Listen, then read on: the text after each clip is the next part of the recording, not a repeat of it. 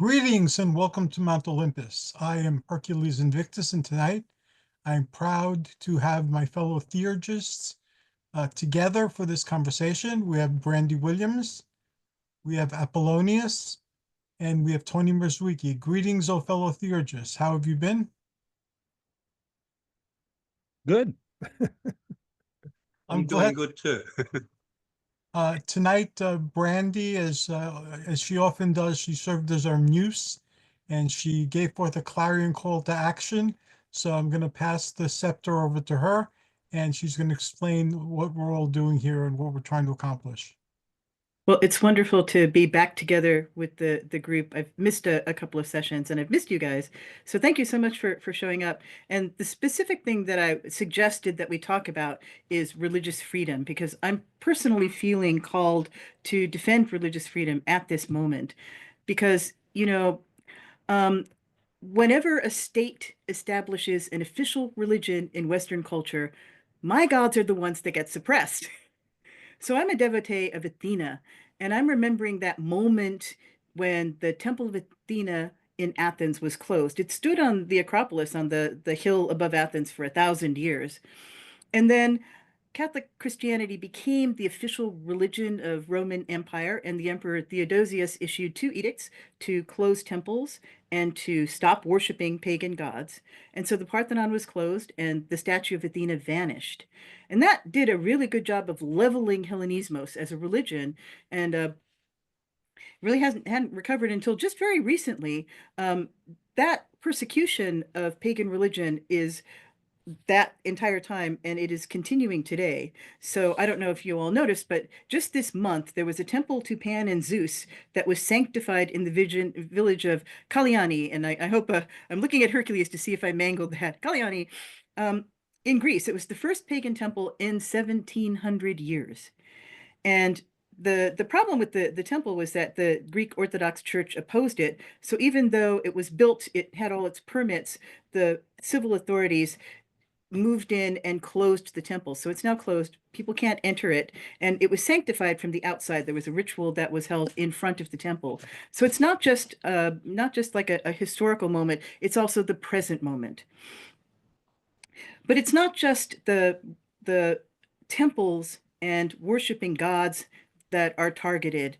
Theurgy is specifically targeted, the idea that we ourselves can personally talk to our gods. And I'm going to give you an example. There was a essay in the Greek Reporter this month by Dimitri Kantarellis, who's a professor at Amherst University, no, Assumption University, sorry, in Massachusetts. He's making points from his book, which is Freedom and the Third Hellenization Period. He says, we are all Greeks, which you hear a lot. And, because the entire world is in the inheritor of Greek culture, of the great civilization. And I absolutely agree. I think that pagan religion is one of the things that we inherit from the ancient Greeks. It's not what Demetrius is the point he's making, though. He identifies three periods of Hellenization: when Philip of Macedon unified Greece, when Theodosius unified Western and Eastern empires and suppressed pagan religion, and the fall of Constantinople, which forced scholars into Western Europe and spread Greek culture. And then after that, Thomas Aquinas imported rationalist thought into Christianity. So here's what he's saying. He's saying the Theodosius suppressing pagan religion was important, and that move by Thomas Aquinas to import rationalist thought was important because it acts against theurgy, specifically Iamblichian theurgy, the theurgy of Iamblichus, where we do ritual to speak to the gods. The the thing he's championing is this idea that the correct understanding of divinity comes from reason, a rational understanding, as opposed to a direct experience of divinity. And so that's a justification for suppressing pagan religion. So we're still enacting this conflict, and it's not between pagan and Christian. It's between the celebration of religious diversity and the idea that there is only one true religion. And I used the word celebration really specifically. It's not tolerance for religious diversity. It's not acceptance of religious diversity. We are best. We support each other when we celebrate our religious diversity. True believers target everyone. They don't just target pagans and witches, they target people of all other religions, and that includes other Christians. So the thing about this country that we all love is that we have freedom of religion. We have the ability to worship our gods. We can build pagan temples here and they stay open. They don't get closed. We can, we've all done tons of public ritual, right? And the reason that we have freedom of religion, not to beat a dead horse, but high school civics taught, some of us got high school civics, which taught us this, that we have a contract. And the contract is the Constitution, which has a Bill of Rights. And the First Amendment of that Bill of Rights is important. And I'm gonna speak it because I think it's important to remember that at this moment. It says, Congress shall make no law respecting an establishment of religion or prohibiting the free exercise thereof, or abridging the freedom of speech, or of the press, or of the right of the people to peacefully assemble and to petition the government for redress of grievances.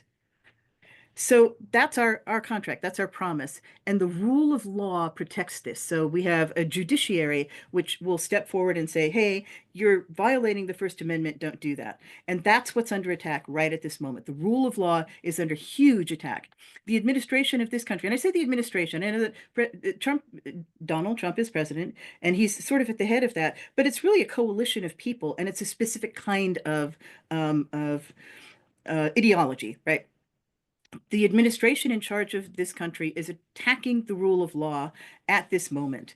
And elected officials are ignoring courts and creating policy outside the courts and creating policy outside the structures of the Constitution. So the administration has, in the last month, ignored court orders to stop expulsion of people from the country, to unfreeze funding for programs, to restore jobs to federal employees. And administration officials are saying specifically, we don't have to follow the law. They say this on public television. So judges that are issuing rulings against the administration are also finding that they're personally threatened and personally attacked. And this includes conservative judges, including the Supreme Court, right? There are specific threats to the First Amendment, the threat to the right to assemble. So you may have heard of the various, there are two now, Palestinian students on campuses who were protesting peacefully, who were arrested and were ordered to be deported from the country.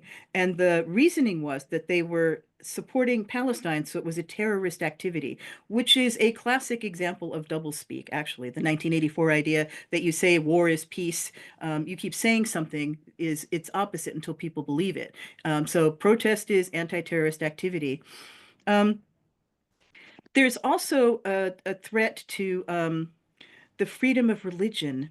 There are two presidential decrees. One of them is a presidential decree to eradicate anti-Christian bias. And again, this seems like doublespeak to me because I don't really see a lot of anti-Christian bias in this country.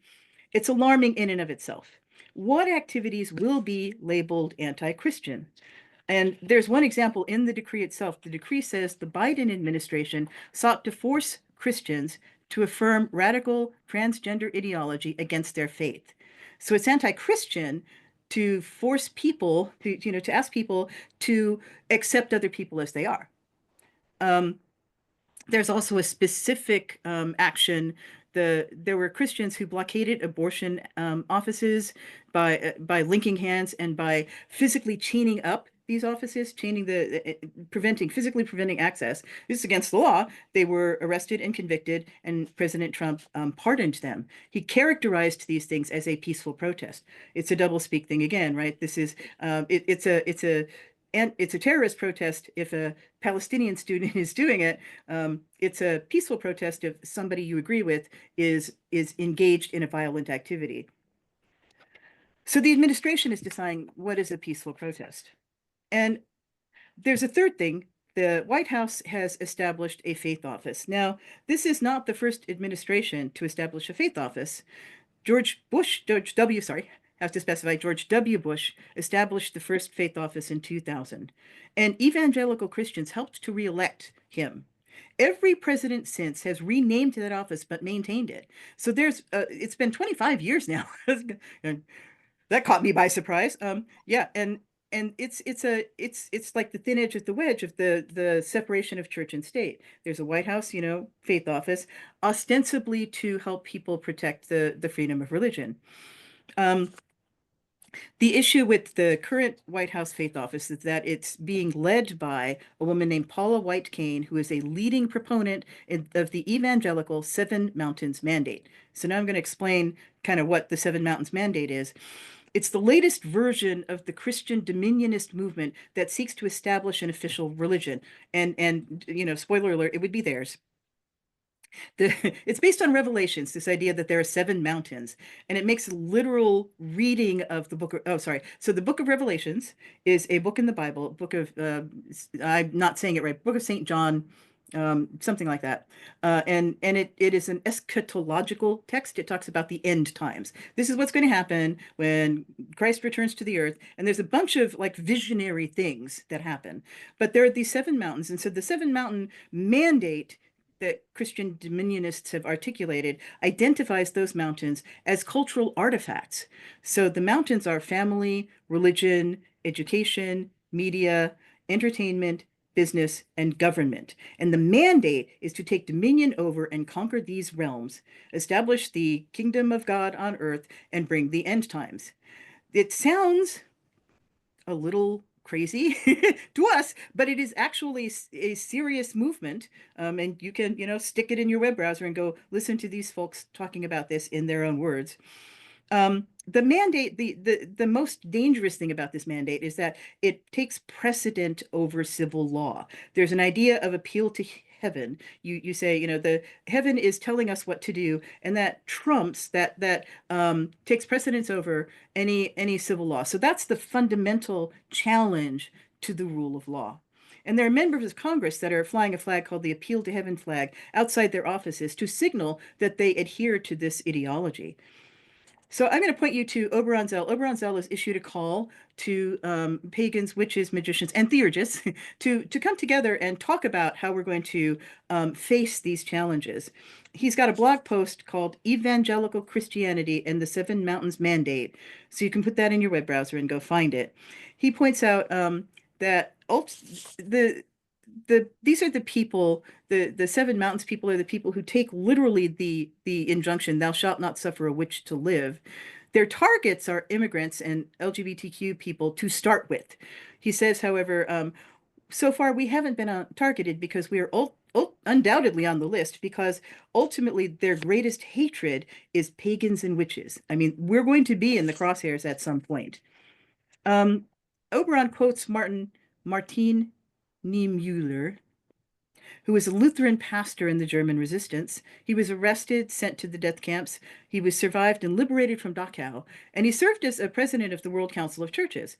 This is a very famous quote, and you're going to recognize it. He said, "In Germany, they came first for the communists, and I didn't speak up because I wasn't a communist. Then they came for the Jews, and I didn't speak up because I wasn't a Jew. Then they came for the trade unionists, and I didn't speak up because I wasn't a trade unionist. Then they came for the Catholics, and I didn't speak up because I was a Protestant. Then they came for me, and by that time, no one was left to speak up." And he lived through that. Now he himself did actually speak up. We're not the only people who are alarmed by this. The entire interfaith movement in the country is quite alarmed. There's I found an evangelical Christian critique of the Seven Mountains Mandate. Other evangelical Christians say, "Hey, look, you're talking about winning cultural power and influence. That wasn't ever what we were about. We focus on our own spiritual message." So there's this call to like back off from this idea that you can use civil power to force people to believe what you believe. Um, the Interfaith Alliance is leading a broad pro-democracy faith movement. They've issued an interfaith response to Trump's attack on religious communities, so you can search on that. They have there's a Summit for Religious Freedom that's meeting April 5 through 7 in Washington and online. And all of these folks are concerned about a number of things, but the very first concern is that the current administration has issued new guidelines about arresting immigrants, arresting people that they want to try to deport, and it is now permissible to enter churches and other religious spaces. And so this is what, the first thing that the interfaith movement is addressing. It's been widely condemned, and I love this. The Religious Freedom Institute has this way of looking at it. They say religious Americans must be free to exercise their faith among their foreign-born neighbors, including those who are in the country illegally. They're not just saying people should be able to these foreign-born people should be able to worship, but their congregations should be permitted to worship with them. And what happens, of course, is that they vanish. They leave the churches, they leave the congregations. So the interfaith movement is our natural allies. They know the Niemöller quote by heart, and they've taken it to heart. So there is a group of people, pagans, who are getting together to make a response to this, to like figure out what we're going to do in response to these challenges. And it's called Pagan Solidarity. The website is pagansolidarity.us. And I am a member of that group. I attend the meetings. There are the representatives from a number of groups. There's Covenant of the Goddess and Earth Spirit, and a bunch of people. A lot of people that I recognize from it's like old home week actually on these calls. I'm like, oh my God, I haven't seen you in years, and very serious group. No, we don't have any chit chat. They just come, throw down, run through the agenda, and start working out, building out how we're going to respond to these challenges. So we're tracking what's happening and preparing responses. And I had suggested to this group that we might want to create a statement and submit it to Pagan Solidarity, which is listing statements in support of religious freedom. So that's a thing we can do. So I've got, what can we do in response to these challenges? So, and it goes like person, group, alliance. So as people, as individual people, we can stay educated. It's challenging when you get these kinds of civil upheavals, when you get this much chaos. It's really challenging to sort of figure out what you're going to pay attention to. And I personally have said, okay, I can't pay attention to everything that's happening. I'm going to choose two things. One thing is immigrant rights, and I've got stuff that I'm doing there. And the other thing is the challenge to religious freedom and my pagan co-religionists. And so those are the two things that I do. Everything else, if I have any extra bandwidth, I'll do other things, but these are it. I strongly suggest to pagans, witches, magicians, and theurgists that we pay attention to these challenges to religious freedom. While it is possible, while it's still in this sort of foundational stage, we can start pushing back and affirming our commitment to religious freedom in this country. The second thing we can do is meet with others and share stories and for mutual support. And the third thing we can do is to connect with interfaith and social justice allies. One of the, the interfaith people, people who have like a lot of contacts in the interfaith community they say to us, you are going to be under attack and we're going to be here for you. But we can also be here for other people. There was a moment in 2016, which was a while back, in 2016 when Islamic people were under serious attack in this country. And in my town, in my hometown, there was a mosque in a private house, and we saw a note on Facebook, hey, you guys, let's go attack that mosque. So a number of us like saw this and went and stood in front of that house, and we saw like trucks go by, like flying the trucks with the American flags on the back. We saw them go by and they went, well, maybe this is not the day to do that, and they left. And then we got invited in and we connected with this community, which has now established a mosque which you won't find on Google Maps, right, because they're doing security things. But we stood up for them. And I think that that's something that is like on the list of things you can do. That's kind of serious. So when I talk to people about direct action, it can be challenging to do that. So you can write letters, you can make phone calls, you can talk to your representatives, you can go to town halls. Those are all activities. You can write things and post things. You can connect with other groups, and that direct action thing, that also is on the list. So I think that this is a moment when we may need to step up and do that next thing that's a little bit out of our comfort level, you know. So I think that that's the challenge. That's my my 23-minute summation of why I've asked us to talk, and I'm done. It's an excellent summation. Thank you so very much. I'll just throw in a few comments and then we'll pass it on to Apollonius. Um, I am getting older, as we all are, and I'm not able to do many of the things that I was doing. And slowly over the past couple of years, I've been giving up activities that I engaged in. And some things I was doing and I stopped doing are no longer being done. Like, for instance, we had for a while an interfaith parade, and we had all the different religions who wanted to participate, sharing something about the winter holiday in their religion. And I would bless everybody in the name of Mount Olympus as we wrapped up. So it was a great thing. And we'd say that in our town, we celebrate holidays together, you know, even if they're different holidays. So though the people I did this with are still around, so I can see now that again, I'm less mobile, if I could put together a show of some sort where this conversation picks up and take off. And also, like you, I'm limiting the amount of things I'm doing so they're fewer number because I can't get around anymore and I can't stay focused as much anymore. So mine at this point, this seems very promising as something to dedicate my life to. And also, I had started speaking with the League of Women Voters, and we discussed different ideas. So that also, I think, needs a lot of attention now. So those are mine at this particular point. Thank you, Brandy. Apollonius. Well, yeah, that was a fabulous summary and overview of exactly the situation we find ourselves in now. And I'm not sure what to add to it. I think you know, this is one aspect of a progression to an authoritarian uh, regime, and we see it not only in the United States but in other places too.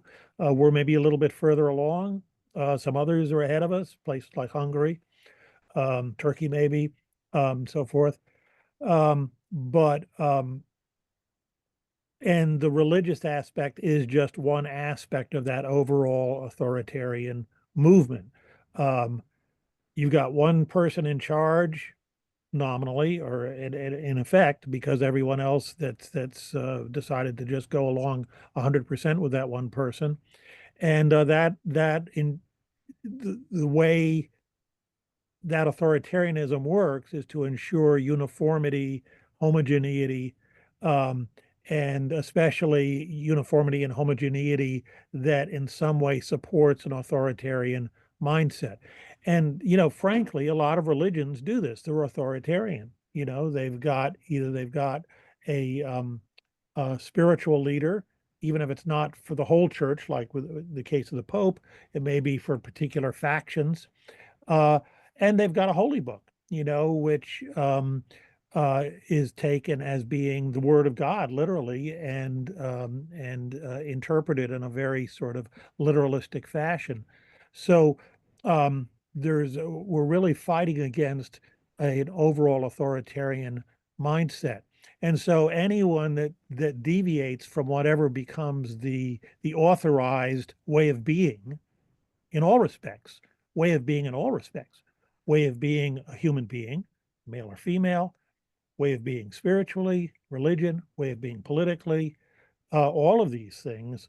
There's really just one right way of being that allows the authoritarian government to be able to keep control. And so it's really any sort of deviation from that is ultimately a threat to that authoritarian regime. And so, of course, I'm especially interested in the religious aspect of that.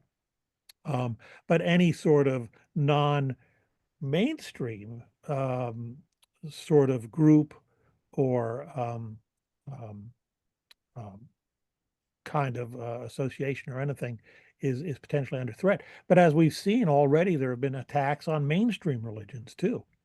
um, Reverend Bude, representative of Episcopalians, a very large religious organization.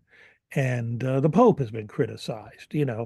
Um, so um, I think, that even if we were members of a large religion, we would also ultimately be maybe a little bit further down on the list, but ultimately subject to this. The other thing I think we have to watch out for, and we see this playing out now in all of these issues, the immigration issue, the Doge activities, and so forth, is that there's this dance around what's constitutionally permitted and what's legally permitted. So things like protesting against Israel's actions in Palestine, for example, which would seem obviously an issue of free speech, and it may be judged that way eventually. But we see what's happened in the meantime. People have been detained, shipped thousands of miles across the country, uh, not subjected to any sort of due process. And the universities they were at have had all their federal funding cut, $400 million from Yale. I think it was 800 million from John Hopkins. Um, and so, this puts enormous pressure then on what should be a bastion of free speech and protest, legal assembly, universities, namely, there's going to be no support for them, or it's going to be very difficult for any universities. And we already have grad students leaving and professors leaving the country. We have university presidents resigning, and just overall, there's just everyone's just shutting up because they got a job. They need a job. They need to pay their bills. Um, and they just don't want the hassle of being accused of anti-Semitism or something. So, there's all of that. I don't want to call it soft exactly, because this stuff can be quite vicious, but there's all of these sort of non-legal or paralegal types of threats that help to suppress um, uh, constitutionally protected activities. And I think we're going to see a lot more of that too. And I think that may be one thing. Yeah, the issue that Brandy brought up about not prosecuting or pardoning people that have violated laws about protesting around women's health clinics, for example. Um, well, so now they can again, without getting into trouble. So I think, there's going to be a lot of permitted protesting, harassment, um, just general harassment, but maybe legal harassment, maybe physical harassment of um, non-traditional religions in particular, or minority religions, um, as well as other minority groups. And so I think it's just it's going to be very difficult because, these things can be defended. Well, they're just, exercising their free speech rights. Or, well, people are just making sensible decisions. Let's just not go there because it's going to cost us a lot of money. Either there was the ABC case where they paid, I don't know how many $1 million to Trump because they didn't want to fight the battle about that interview they did with Kamala Harris. Um, and again, most legal people said they would have easily won that case, but they didn't want to get involved in it, so they just paid off. I think it was $60 million to Trump and said fine. And so there's going to be a lot of that, I think, too. So this is the way authoritarian governments work. They don't have to initially at least pass laws and things like that.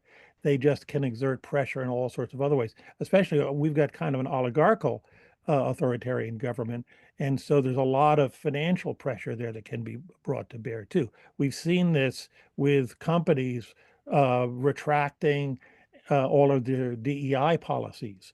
They just don't want to deal with it, And of course, they figure they're going to, if they keep them, they're going to lose half of their potential customers too.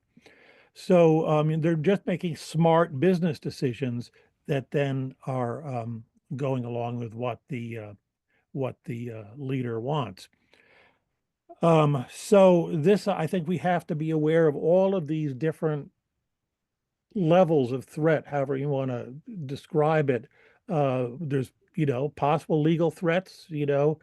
I know in my state, Tennessee, when there was a mosque built, there was at one time people saying, well, yeah, but it's Islam. It's not a real religion. Yeah, it's freedom of religion, but Islam isn't a religion. Um, and so, there can be people trying to slice the pie that way and say, oh, Wicca, that's not a religion. That's witchcraft, and the Bible says blah, blah, blah. Um, so there's that sort of potential legal problems. But then there's just all of the non-legal harassment and so forth that now will be, I think, much more acceptable. We know, in many cases there have been in the past issues of children being taken away from pagans in when in divorce proceedings and things like that, and you know um, those all have to be fought legally, and sometimes they come out right, and sometimes they don't. And I think with this much more conservative sort of cultural shift, it's those cases will be harder to fight in the future. Um, so I think it's, and this is part of the strategy, I think, too, that Bannon said, flood the zone. You just keep so much stuff going day by day by day. Nobody can even pay attention or think about. We don't have enough emotional energy to worry about it all. We certainly don't have the money or time to fight everything. So, I think it was Bannon who said, each day you propose three things, and two of them will get through, and that's fine. You know, and so that's part of the strategy as well. Just kind of beat people down. Um, so again, my interests are Brandy mentioned two interests, and I think that's good. You got to kind of choose your battles, and choose your areas of concern. And certainly, pagan religious freedom is a primary one for me. And I think highlighting theurgy is a very interesting aspect of that too. The other one that I'm especially interested in is universities. You know, Nixon said the professors are the enemy, and it's in many authoritarian countries, you attack the universities first, and the conservatives themselves, I think it may have been Bannon, I may be giving him too much credit, said it flows down from the culture. So you have to start at the university, and that the politics follows from the culture. And so you have to attack the culture first, and then the politics will come along. And this is why they're so obsessed about, especially primary education, and now university education too. They've realized that a lot of progressive thought comes out of universities, and the groundwork for it gets laid in the elementary and high schools. A lot of that's the DEI education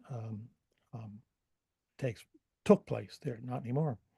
So those are two of my main areas of concern: are pagan religion and really the destruction of our free of our academic freedom, really, and free university systems.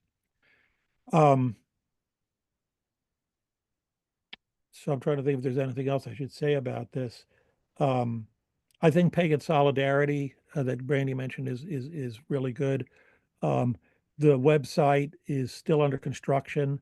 It's got links to other organizations which interfaith organizations and other organizations that are involved in basically fighting this authoritarian takeover.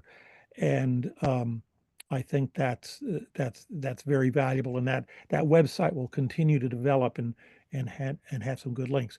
Of course, it's still our time is limited. I'm retired, but so I have more time than a lot of people, but I do have other things I do as well, and everyone else does too. People are working hard to also try and survive in this economy, which is predictably going to get worse, and and then try and fight these emotional battles and also political battles at the same time. So we got to hang together. What's the saying? We got to hang together or we all hang separately. And I think there's a lot of truth in that. So I've been studying lately, and just because it's interesting, the Italian Renaissance, and it's crazy. I mean, at one time there were three popes all excommunicating each other, and they were sending off armies to fight people, and there was just all sorts of there was some of the heads of the cities were feeding criminals or alleged criminals, people they didn't like, to the dogs, literally, and all of this crazy stuff going on. But amidst it is the flowering of the Italian Renaissance, Ficino, Pico della Mirandola, um, uh, the birth of Western, of Renaissance magic, this enormous flourishing of art and culture from the rediscovery of pagan antiquity. And so, that gives me some hope. Civilization managed to survive this politically just terrible time. And the plague, not to mention the plague that's going on at the same time. So, but nevertheless, civilization survived. We came through it. And so I do have a kind of faith that we'll come through this as well. But that doesn't mean it was all fun along the way. And certainly what helped us survive through the Italian Renaissance was some of these great thinkers and people that fought against the reactionary forces. Savonarola, for example, is one that I always hate him, but and nevertheless managed to accomplish these great things. So I don't know. There we are. That's I guess what I've got to suggest. Thank you very much. That was awesome, Apollonius, and you've given me, and I'm sure everybody else, a lot to think about. Hearing you speak after Brandy, I'm willing to set aside a forum here so that we can invite people to talk and we can continue to focus on the issue. So if you're interested in that, we could have that conversation after the show. And also, again, we've been through these type of things before, and I'm reminded of Evemeros, or Euhemerus, I think it's called in English, who chronicled what it was like watching Alexander become deified in his day and age. And we're watching that happen now. There are Trumpian ministers, and some people call him the Son of Man, and some people are saying that he's Christ returned, or that he's God himself. So horrified as I am by many of the things that are happening, as a student of religious history, I'm fascinated at the same time by what's happening. And last but not least, Tony Mierzwicki. Hi, Tony. Hi, Hercules. How are you? I just wanted to start off by echoing Apollonius's words that Brandy's talk was absolutely amazing. I actually wrote a blog for Patheos, and I covered some of the same points that she covered, but she covered them in quite a lot more depth. So there's not that much for me to chat about. But the thing is that the idea of the Christians being perceived is a staple of the right-wing Protestant evangelicals. You know, the reality is that in this country, roughly 2/3 of the population identify as Christian. So they are certainly not an embattled minority. Brandy briefly mentioned the Seven Mountains Mandate, where you've got prominent Christians putting themselves into positions of power within seven spheres or mountains of cultural influence. And as Brandy pointed out, the seven mountains ties into the book of Revelation, and it also ties in with the idea of the seven hills that ancient Rome was built on. So those seven spheres or mountains are religion, family, government, education, media, arts, entertainment, and business. So I remember this issue came up when Obama was president, and the way Obama tackled the issue was he pointed out that you've got a particular version of Christianity which is being pushed. And he said, well, if you wanted to introduce a theocracy in this country, which version of Christianity would we use? Would we use a radical right-wing Protestant Christianity? Would we use Catholic Christianity, or would we use some other form of Christianity? So Obama basically concluded that we're better off sticking with the Constitution, which was basically written by people who were escaping religious persecution in England. And one of the spheres of cultural influence, education, was talked about by Apollonius. And the thing is that traditionally, whenever anyone tries to conquer a country, they wipe out the intelligentsia. Once you wipe out the intelligentsia, then it makes it much easier to influence the people underneath them. So Apollonius talked about how professors are perceived as being the people who should be wiped out and controlled.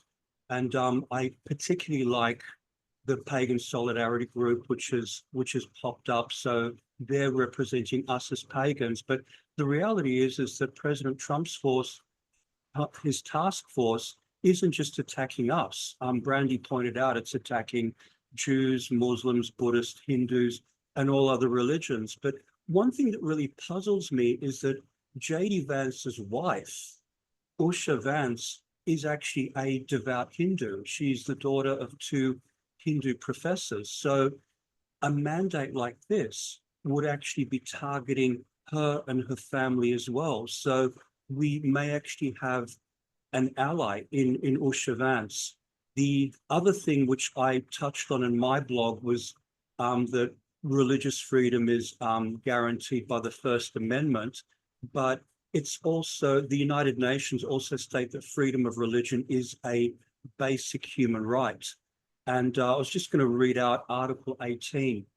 And so it reads, everyone has the right to freedom of thought, conscience, and religion. This right includes freedom to change his religion or belief, and freedom either alone or in community with others, and in public or private, to manifest his religion or belief in teaching, practice, worship, and observance.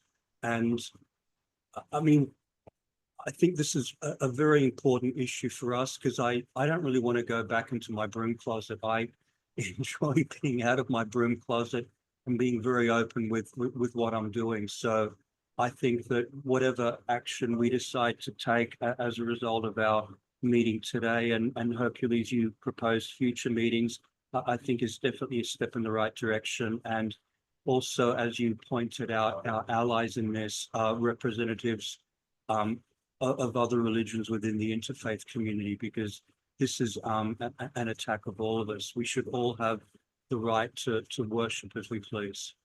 So any more information, people can refer to my blog, which isn't quite as good as Brandy's speech, but hey, you know, it covers everything I wanted to talk about today.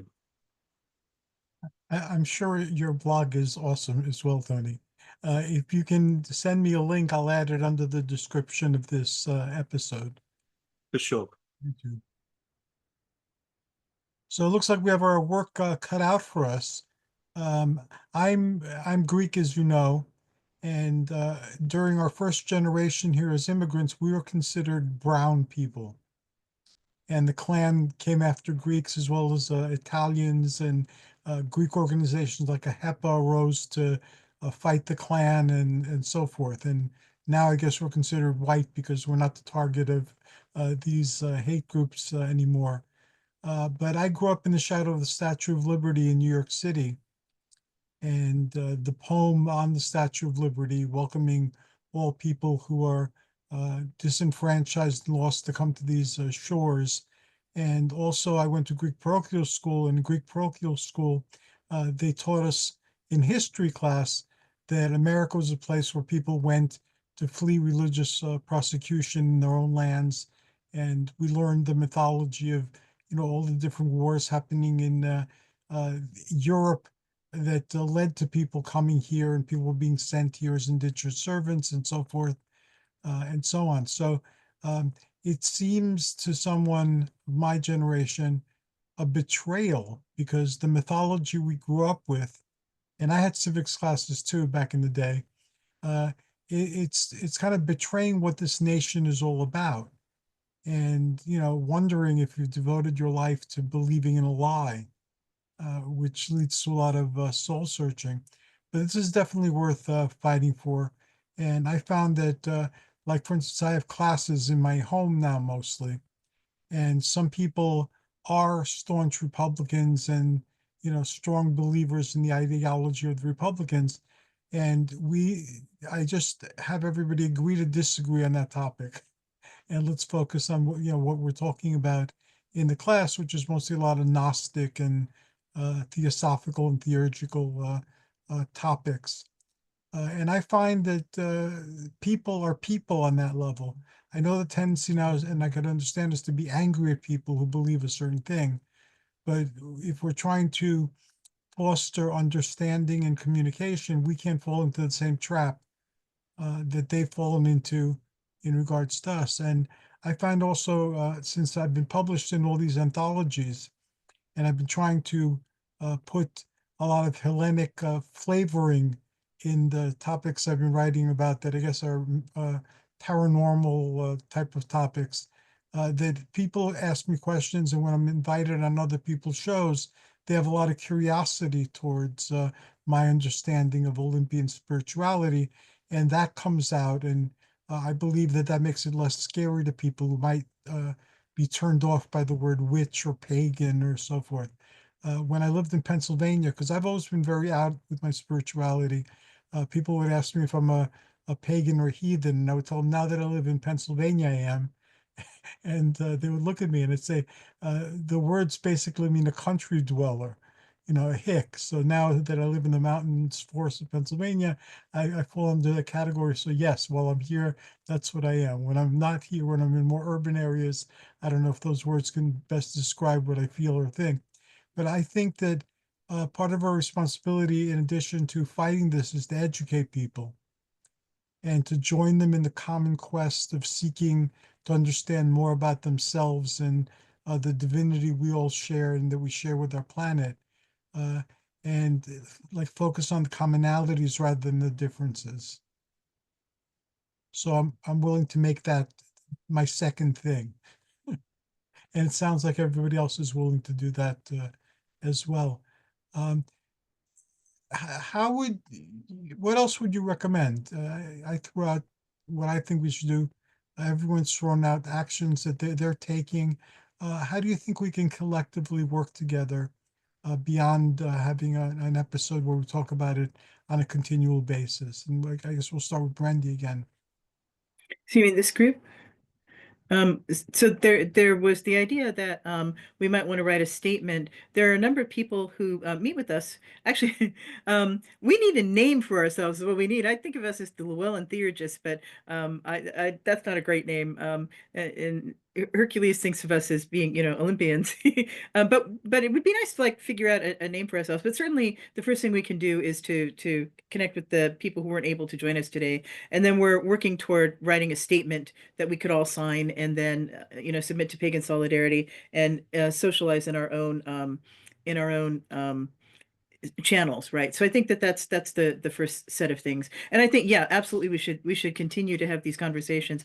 I did I mention that there's one of the groups has a website that lists the events that are going on, and I sent you that link, Hercules, earlier today. So it's like, okay, on January 1st this happened, on January 20th, on January 21st this happened. So just keeping up with that is a good idea. And there's an idea that pagan solidarity may do that for pagans in particular, that we might generate like a list of events that are happening, so we can communicate to each other when we see something specific. I think that's a good way to proceed for now, in the sort of formation stage. How about Theurgy Vuli? That's hard to pronounce, right? I find it cool, but Theurgy means theurgical and Vuli means council. But, um, It's spelled, I'm sorry. I'm but it's Vuli. how about theurgical council? Okay, that sounds good. That's better than theurgy. We can put the Greek in parentheses underneath. Yeah, there you go. Yeah. I laugh because I named my press Mnemosyne Press. It starts with an M, so nobody ever knows. Like, I should have named it Memory Press. That's what I should. I like Mnemosyne better. And in Greek, it does have a slight M sound in the beginning. It's like Heracles. It's actually Iraklis. There's no H in the Greek, but I don't think the gods care. Apollonius, what do you think? Well, I think again, Brandy's idea sounds good.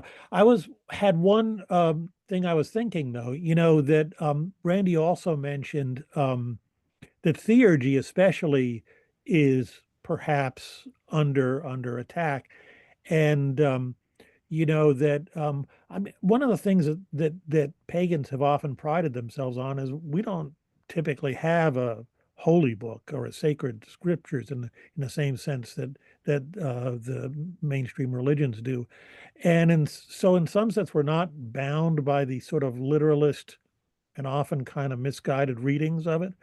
So, but we have theurgy, and that's a threat to religions that have said, okay, all of that stuff's done. We've got our book, and thank you very much. We're done with the talking to God's business. But there are these versions of Christianity springing up now. I'm just trying to remember the names of it, but it's I don't know, something about prophecy, new prophecy or something like that, where there's these modern people that claim to be prophets, Yes. and they're making prophecies, Christian prophecies, of course, and for all I know, they're doing good theurgy. But one thing I think we understand better because we practice theurgy and because of the context in which we've been practicing, we understand things like unverified gnosis. And they may not understand that so well. So I think on one hand, we may be looked down upon because we do theurgy. But on the other hand, there are those that sort of grant, the premise that yes, you can talk to gods and spirits, but they're going to say, we're talking to God and Jesus, you're talking to the devil. And so I think that in just in our general sort of defense of pagan spirituality, because we're the theurgical council, we can maybe make some particular points about theurgy and its pros and cons, its benefits, its dangers, to both make our own position clearer and maybe also, um, um, encourage people to be more skeptical about some of these new prophetic movements in Christianity and maybe in other religions too. I don't know, but I know about the ones in Christianity. That is very interesting. I, as you know, have a lot of contact with cosmic or celestial or UFO type of spiritual groups. And actually on our programs, we have people who are attuned to the Space Brothers, or, they call them other names as well, including several different space Jesuses. And so there are like these cosmic Jesuses called Sananda or Yeshua. They have different names, but I've invited them. It took a while to talk to each other when we deal with particular topics. So initially there was a lot of resistance to listening to the theurgic revelations of each other because they were dealing with the same characters as happens in Christianity and other religions. But now they can listen without it being something that the other people are evil. They're deceived by mischievous spirits at the most, or by evil spirits if it's a bit more fixed in their beliefs. So I think if we invite other theurgists who aren't Olympian or Hellenic in their spirituality and do a lot of that sharing we talked about and that we've started to do here, that would be a benefit also. I also have a program where I'm dealing with New Thought, the American, the law of attraction came from there, and a lot of positive thinking came from New Thought. And there too, I'm discussing it from an Olympian point of view. I have a Egyptian person who's in Egyptian reality speaking from an Egyptian point of view. We have a Christian speaking from a Christian point of view. And he actually sent me a book that how Jesus spoke of the law of attraction, if you look at the New Testament in a particular way. So again, I'm not trying to convince anybody that I'm viewing the world in the only correct way. I'm willing to share my journey and my perspectives based on where I've stood, where I'm standing, and what I can see and understand from what I'm seeing. But I think if we step that up too, to just get people who watch it, and it's not an awful lot of people who watch it, but if you can get them to be a little bit more tolerant of other people's perspectives and a little bit more open to other people's point of views, I think we'd be doing a service in this endeavor as well, because they wouldn't be as quick to judge it.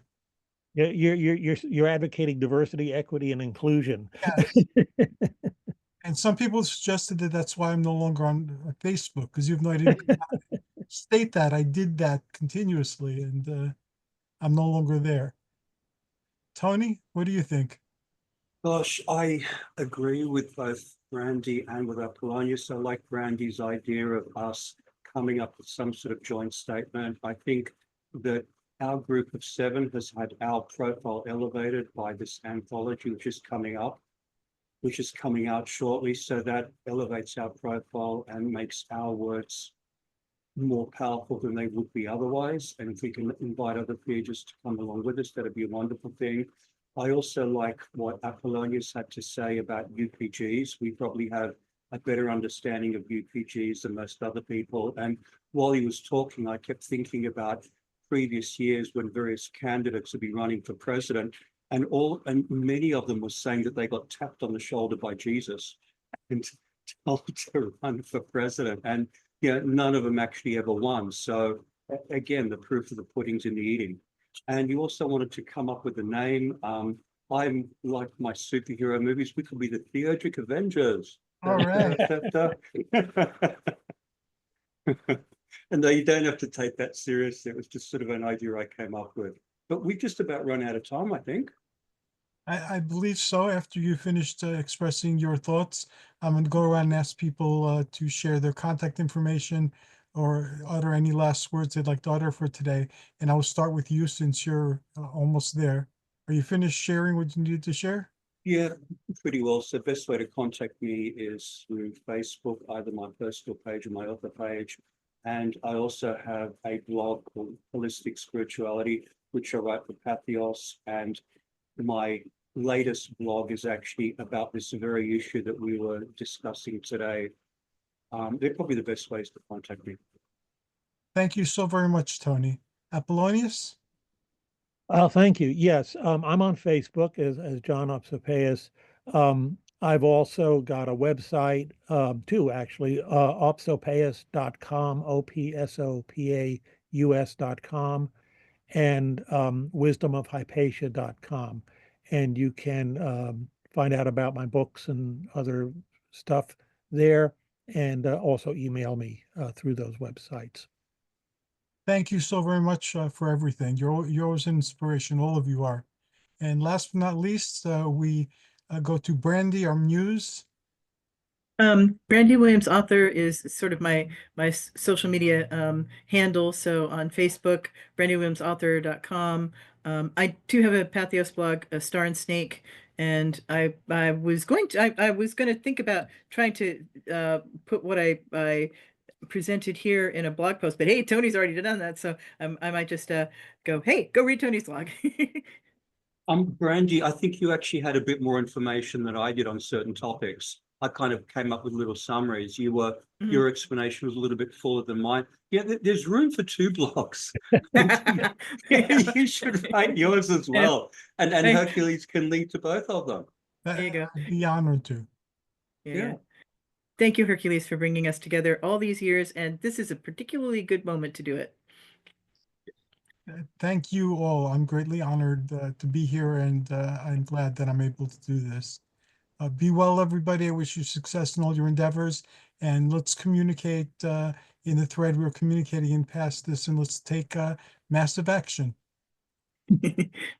Thank you and good night. Right.